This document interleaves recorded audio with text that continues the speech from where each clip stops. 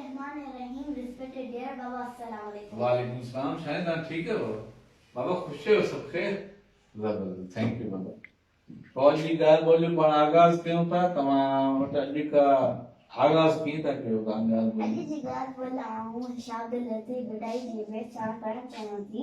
जेही इज़त ही त बरबानी वरोचन जी इज़त बहुत पुन्नु से हूं कमाई के पले ऊजा पाइन पेर में दे जुती न ऊजा पाइन पेर जुती न जेही सारे वे ही दिन के चेंज जुती है ना। ये ॾूढो तव्हां भेट ॿुधायो। आउं सम्झां थो इहे जेको तव्हां शाब्दुल लतीफ़ जी का शाइरी पढ़ी यकीन कयो, आउं सम्झां थो इन बैत जी मीनिंग आहे इहो साईं अंब गोपाल कृष्ण जी सयूं में मीनिंग करे सघे थो। ऐं ॿिया मौज़ूद असांजे उहे माण्हू जेके शाह भिटाई जी शाइरी सां मोहबत रखनि था उहो वधीक हिनसे बहस करे सघनि था। पर आउं सम्झां थो जे जाते ही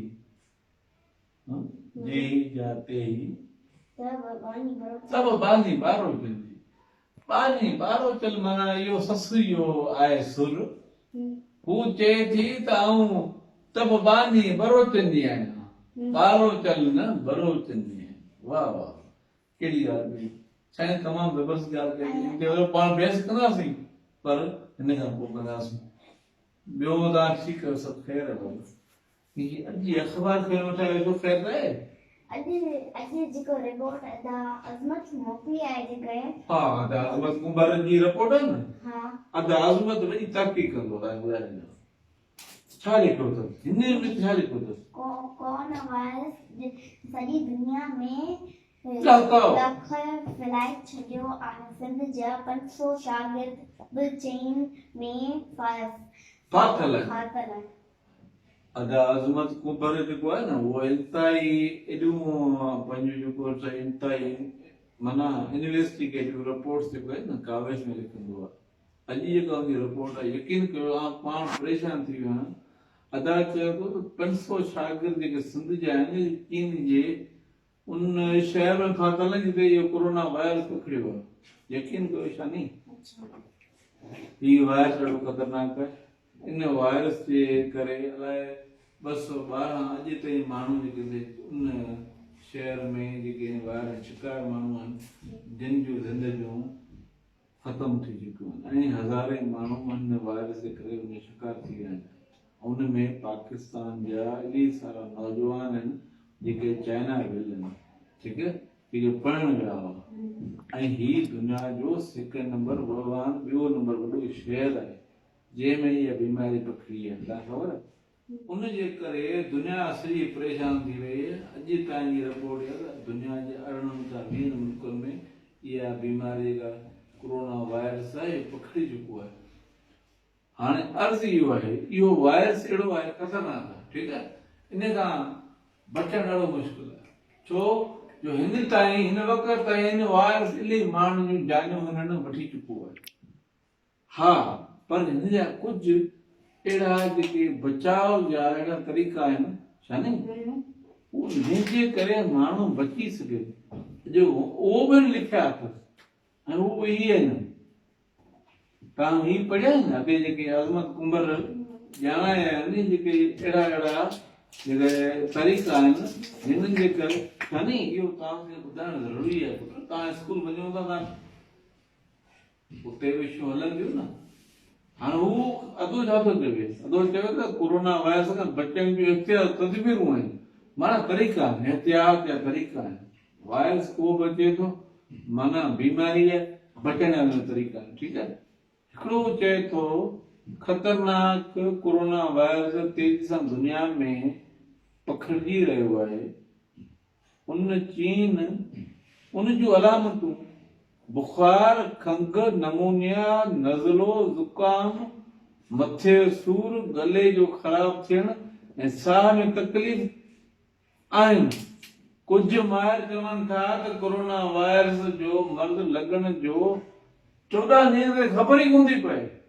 तव्हांखे ख़बर आहे 14 ॾींहं ते ख़बर ई कोन थी पए, माना 2 weeks you don't know you are affected of corona virus। माना इहा त इलाही ख़तरनाक शइ आहे, ठीकु आहे। ऐं मरीज़ पाण खे ठीकु ठाक सम्झंदो आहे, माना मरीज़ चए थो आउं सिहतमंद आहियां, I don't have any issue. उन खां पोइ तो उहो किरी पवंदो।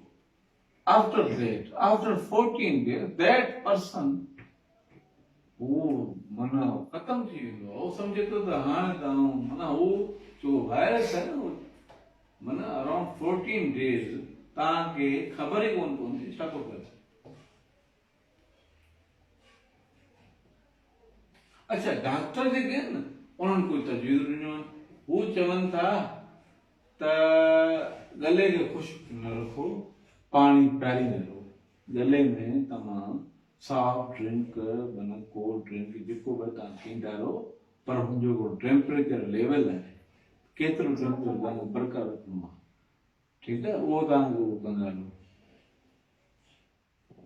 उन खां सवाइ इहो आहे त अच्छा हू चवनि था जेको मर्द आहे, जेको माण्हू आहे, जो वॾो माण्हू आहे, मेल आहे या फीमेल आहे, उहो 50 डिग्री सेंटीग्रेड ते माना टहिकियल पाणी पीए, ऐं जेका ॿार आहिनि उहो 30 डिग्री सेंटीग्रेड जो टहिकियल पाणी, माना हींअर थटे जेको टेम्परेचर आहे न उहो हिन अॼु 27 डिग्री हो, माना इन खां तव्हांखे 3 सेल्सियस डिग्री मथे गरम पाणी पींदा रहो त जीअं तव्हांखे वायरस न थिए, ठीकु आहे। उन खां अलावा हू चए थो त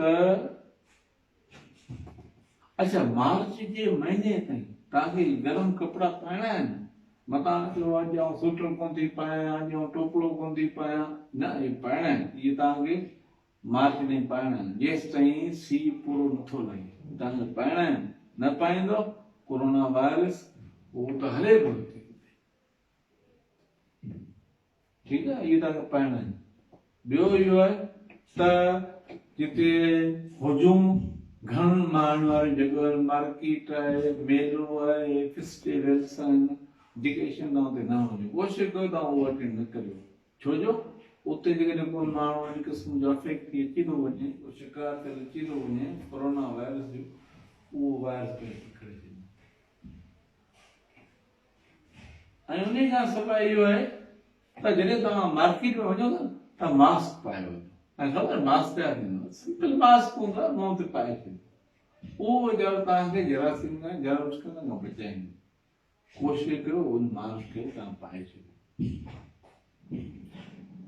अच्छा, उन खां सवाइ इहो आहे त तव्हां पंहिंजे हथ खे साबुण सां चङी तरह 20 सेकेंड वेही धोयो, साबुण सां हथ माना चङी तरह हीअं करे चङी तरह धोई, ऐं पोइ तव्हां बि मानी खाओ या काशी खाओ था, मुंहं ते हथ हणो था या कुझु बि करियो, पर तव्हां मुतमिन हुजो त मुंहिंजा हथ साफ़ आहिनि, ठीकु आहे, इहा ॻाल्हि। उन खां सवाइ इहे मसालेदार शयूं न खाओ, कोशिशि कयो इन बचो।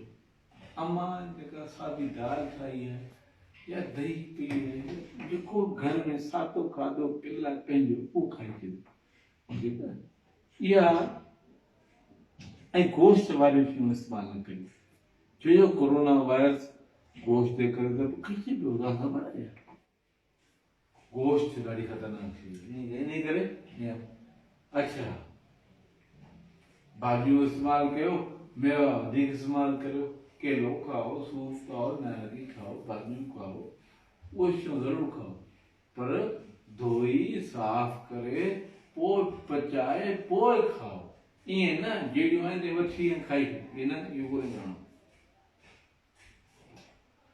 उन खां सवाइ त पंहिंजे हथनि सां पंहिंजे हथनि सां इहो न करियो, हीअं कंदो थी सघे त हथनि में के जर्म्स हुजनि, के अहिड़ा के वायरस हुजनि जेके तव्हांजे नक में हलिया वञनि, अखियुनि में हलिया वञनि, न मटियो, ठीकु आहे, साबुण सां हथ धोई रखो, साबुण सां धोई रखो, ठीकु आहे। ऐं उन खां सवाइ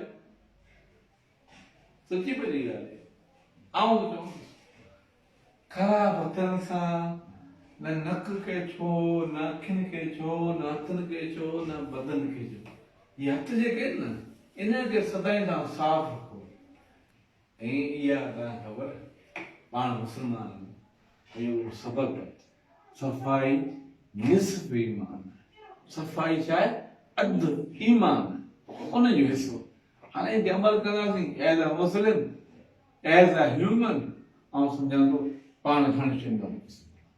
कोरोना वायरस आहे, अलाह ख़ैर कंदो, पाण बची वेंदासीं, पाकिस्तानी बची वेंदासीं, कोरोना वायरस आहे।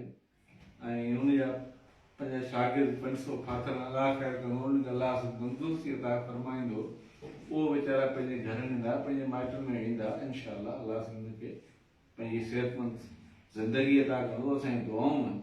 पर आउं सम्झां थो त पाण खे इन्हनि ॻाल्हियुनि ते अमल करणु घुरिजे। छा जेको सही आहे नी ॻाल्हि? महिरबानी, थैंक यू सर।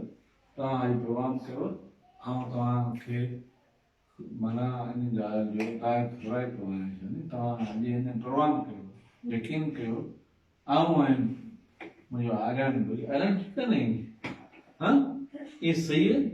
हाँ, थैंक यू सर।